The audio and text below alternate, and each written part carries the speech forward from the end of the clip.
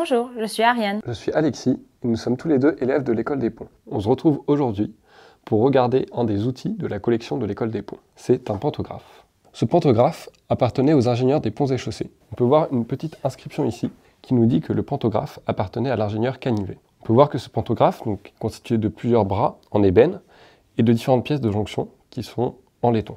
Mais dis-moi Ariane, à quoi servait ce pantographe? Ce pantographe permettait de reproduire en agrandissant ou en réduisant des images. Il était surtout très utile pour les travaux de cartographie de l'époque. Le pantographe, devenu trop encombrant, a été au fur et à mesure remplacé par des machines plus précises et plus compactes. Venez avec nous pour vous aussi fabriquer un pantographe en carton et reproduire des dessins en plus grand. Pour fabriquer notre pantographe, nous avons besoin de carton, une paire de ciseaux, une règle, de punaises et de bouchons de liège, où vous pouvez utiliser des attaches parisiennes, d'un stylo et d'un feutre, et de feuilles blanches. Maintenant, avec le carton, les ciseaux et la règle, on va dessiner les bras et les découper. On doit faire 2 bras longs. On a 3 trous qui sont espacés de 8 cm et à nouveau 8 cm. On fabrique ensuite les 2 bras courts avec 2 trous espacés de 8 cm.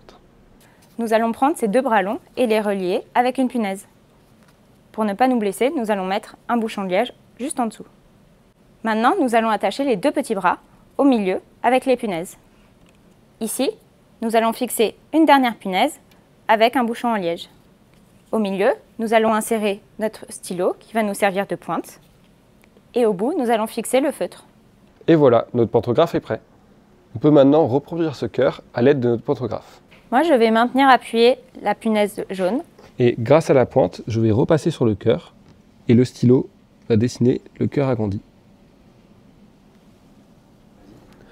On voit que ça marche un peu moins bien que le vrai pantographe car notre objet est en carton, mais on reconnaît bien notre cœur. Alors dis-moi Ariane, comment est-ce que ça marche et quelles sont les conditions pour qu'on arrive à faire fonctionner notre pantographe? Pour que cela fonctionne, il faut que les côtés opposés, ces deux-là et ces deux-là, soient égaux. Les 2 bras forment un parallélogramme et on peut expliquer avec le théorème de Thalès pourquoi les formes et les proportions sont agrandies à l'identique. Maintenant, à vous de jouer. Essayez de reproduire des formes de plus en plus complexes.